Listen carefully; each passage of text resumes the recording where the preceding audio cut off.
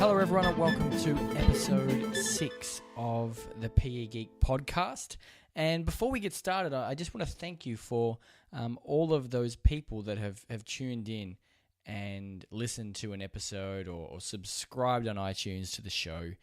In the last few months, the subscriber rate has really jumped up, and I completely appreciate every single person that has tuned in and listened. And I particularly appreciate people that have left reviews surrounding about how it's been useful to them, whether that's via Twitter or whether they've got in touch via an email message and sort of shared thanks. It's those sorts of things that make me definitely inspired to continue to do it.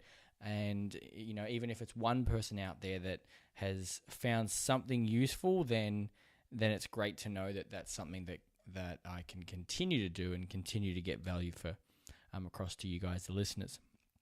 Now, in the last 2 weeks since our previous episode, there has been heaps of things that have happened in the world of technology, and that's something I'm probably going to say every single episode because it really is the truth. You know, we're in a position where things are changing all the time, and there's opportunities that those things bring to a classroom.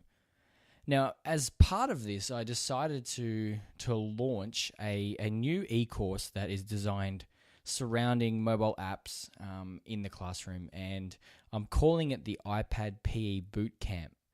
And quite essentially, it's a response to emails that I get regularly from teachers who have just been given an iPad, say in their department, or they've just got word that their students are going to be getting a one-to-one iPad next year, and I get emails like this quite regularly asking what they should then do.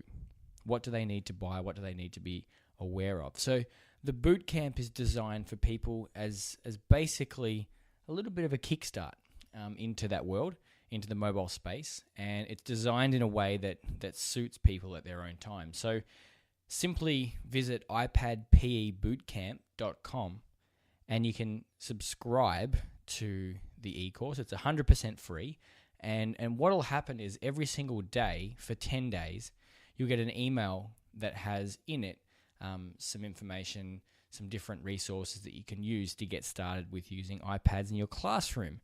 There are 2 courses that you can choose to sign up to. There is the beginner course, which people might take if it's just completely new to them. And I've also designed an advanced course for those people that have been using it, had dabbled around with iPads, etc., and mobile devices, and looking to get something a little bit more from the program. Now, you can sign up to both at once if you really like. You can get both emails. Ultimately, you'll end up with 20 emails across 10 days. However, I have designed it in a way so that you can go through, do the beginner course, and then sign up and do the advanced course, and ultimately you'll end up with 20 different days of content that will definitely steer you off in heaps of different directions. So just want to bring that to your attention. It's 100% free, iPadPEBootcamp.com. Now, in today's episode, we're going to be focusing on, again, a couple of apps that have been receiving a little bit of attention in my classrooms. We're going to look at a couple of tools that I've just recently gone out and purchased for a classroom as well, and then finishing off with a teacher who is forever doing innovation in their classroom, and someone who's sharing really regularly at conferences and so on over in other parts of the world. I don't want to give away where they are just yet, and it's definitely worth a shout out. So let's get into it.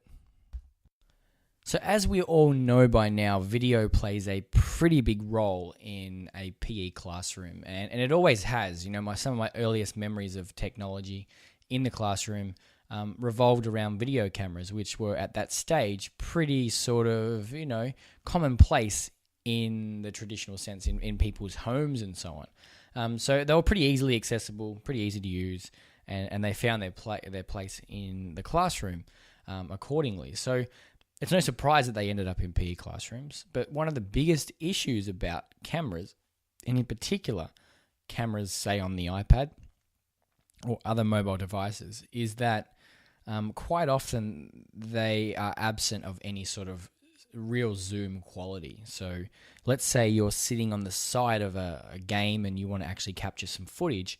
The footage is likely to be pretty ordinary because of the fact that you can't necessarily zoom close enough to make it quite useful. So a pretty simple and easy attachment that you can purchase and add to your iPad or mobile device is a zoom lens. And I've just basically gone out and bought one of these so I can increase the quality of the video that I shoot when I'm a bit further away from the action. And the one that I've got, you can go and check out at thepegeek.com/zoom. And it works really well. It's just basically like a magnifying glass that sits over the top of the lens and just clips onto the corner of the iPad. And that's it. You just use the app or any other camera-based tool on your iPad as you normally would, but obviously benefiting by the fact that it's got a bit of an optical zoom that will be happening, as opposed to the digital zoom, which is usually software-based zoom inside of the iPad. This adds like an optical zoom element, which is obviously the superior zoom. So with that, the app that I'm going to look at that becomes really useful straight away is something along the lines of SnappyCam. Now, SnappyCam is an absolutely awesome mobile application and actually built by an Australian app developer. And he's gone together and made an app that shoots up to 120 pictures per second with the app, hence the name SnappyCam.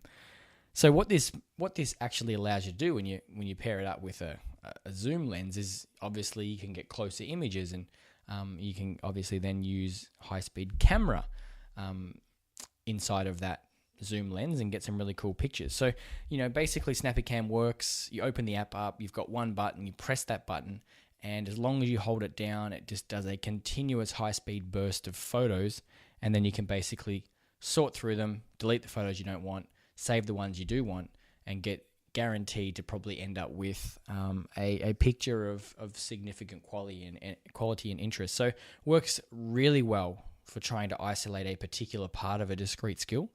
And, recently we were using it just on the side of a long jump, triple jump pitch with students jumping, then basically looking at where their foot landed on the mat so we could talk about, whether they needed to move their run up back, etc. and so on.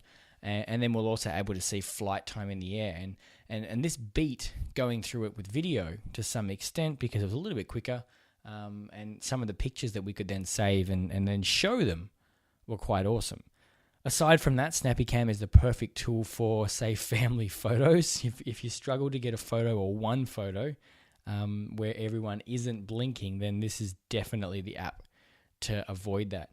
And you can check it out at thepegeek.com/SnappyCam. And that'll take you to the App Store where you can check out the app. Now, it's currently on special, so you'd want to act quick to get that app. It's normally $1.99 and it's currently 99 cents. So if you're listening to this into the future, today's the 27th of October. You may have missed out on that special, but I definitely want to mention it for those people that do go in and get it, because it's well worth the investment, even if you have to get it at $1.99. High speed photo action is definitely pretty awesome. If you're trying to do one of those classic beach jumping shots, I remember sitting on a beach one time trying to actually get a perfect shot where I was in the air, or what our whole group was in the air. And it was so difficult, but with a tool like this, it's a guarantee that you would end up with a really perfect shot showcasing the thing that you're particularly interested in. So that's SnappyCam. Now, the next app that I'm really keen to share with you is one that I spent a considerable amount of time developing, and it's probably one of my simplest apps in many ways as well. It's called Spinit, and the idea of the app came to me in one of my practical PE classes with students participating in some warm-up activities. And one of the things that my students really love is the unknown, or not necessarily having any idea what's going to happen next. Some sort of randomization is something that they really get motivated and inspired by.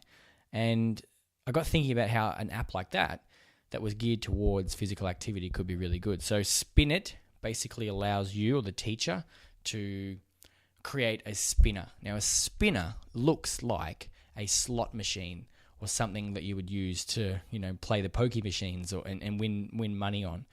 You've got two columns. You put the things in that you want to be randomized in the left column, and other things that you want to be randomized and matched up in the right column.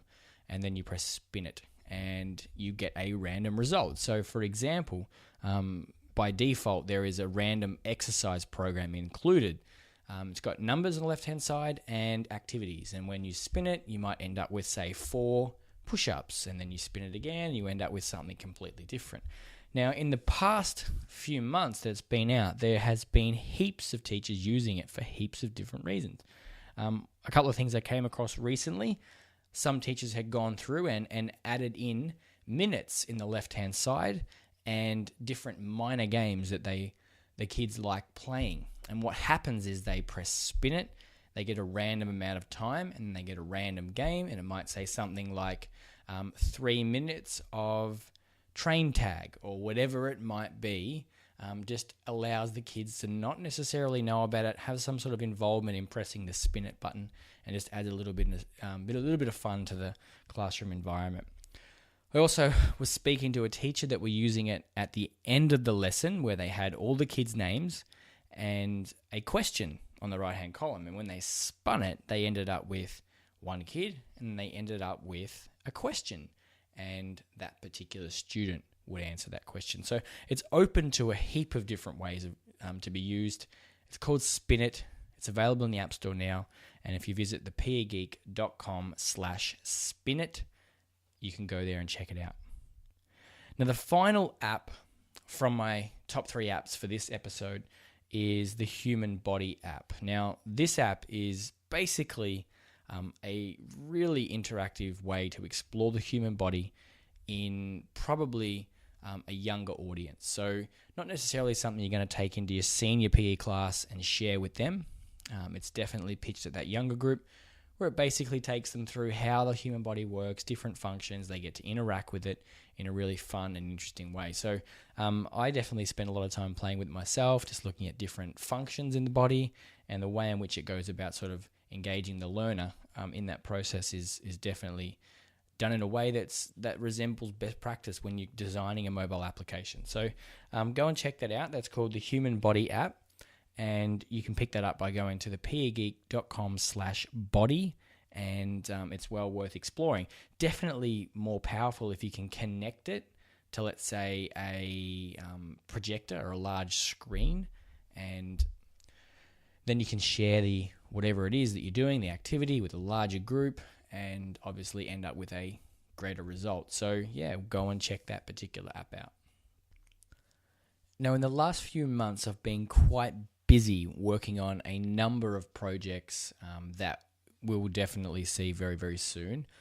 One of the projects that is actually out now and available to you guys is basically surrounding this particular podcast, and it is essentially an app that has been designed purely for the podcast.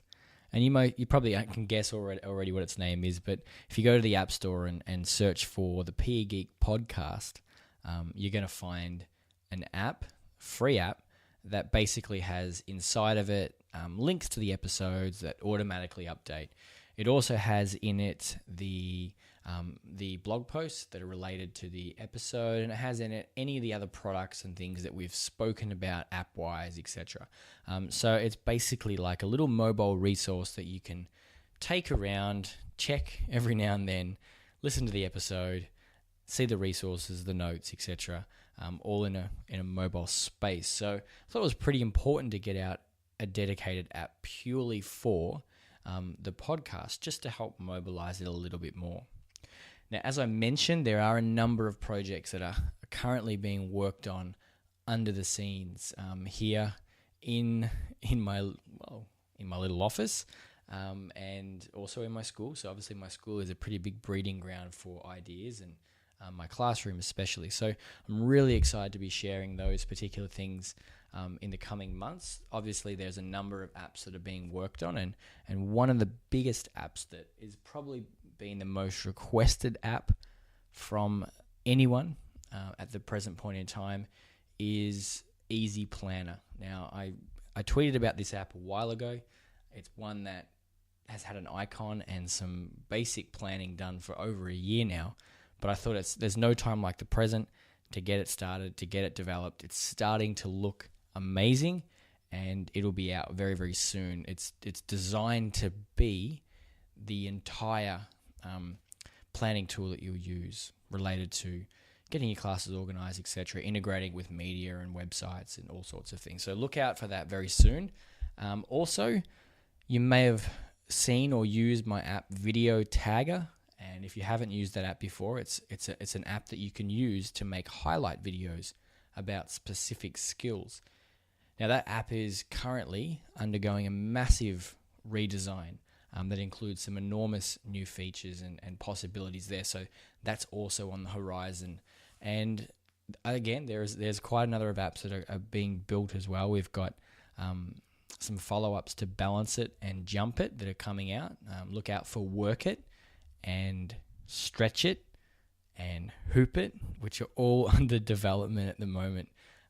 But one of the other projects is one that I've been working on for quite some time, and I'm not going to say any more about it until it's launched. It's something that will definitely prove to be really useful for PE teachers, and something that I'm dedicating a lot of time to getting made and making sure that it's the best possible product for everyone. That's all I'm going to say for now.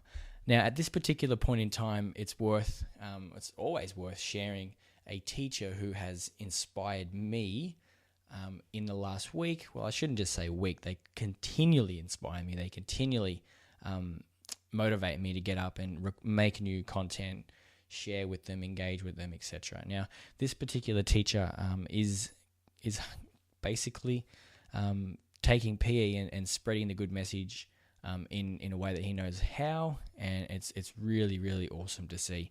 He's coming from Canada, and that is Blue Jay Bridge, a tremendous physical educator, using technology in a way that is really meaningful, really engaging, and I'm so impressed with the message that he's delivering to teachers, not just in Canada at conferences that he's working in, but also around the globe. He's one of those teachers that sort of stumbled on Twitter, wasn't necessarily sure how it worked for him, stuck with it, worked at it, and he's actually engaged on sort of a super level now, and it's awesome to see the influence that he's been able to sort of bring to the PE network. And I sort of know that every single tweet that I see from him is going to be of value, and I definitely recommend, if you don't already follow him, to go out there, even get a Twitter account so you can just follow this one person, and go ahead and do that, because his messages and his tweets are always inspiring and they're always resourceful. So big shout out there to Blue Jay Bridge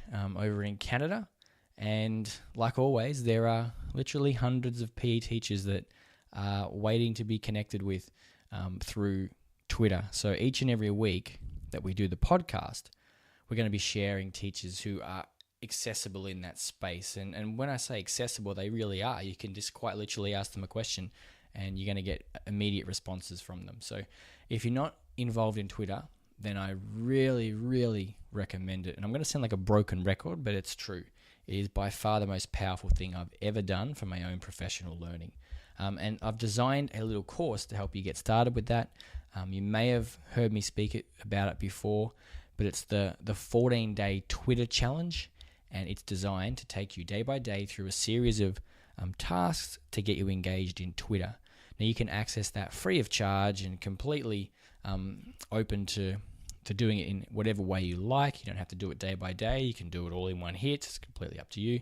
But if you visit 14daytwitterchallenge.com, you'll find everything you need to get started there, including tutorial videos, different processes and hashtags that you should follow, and general ways to connect with teachers who are doing awesome things. So that's all for now.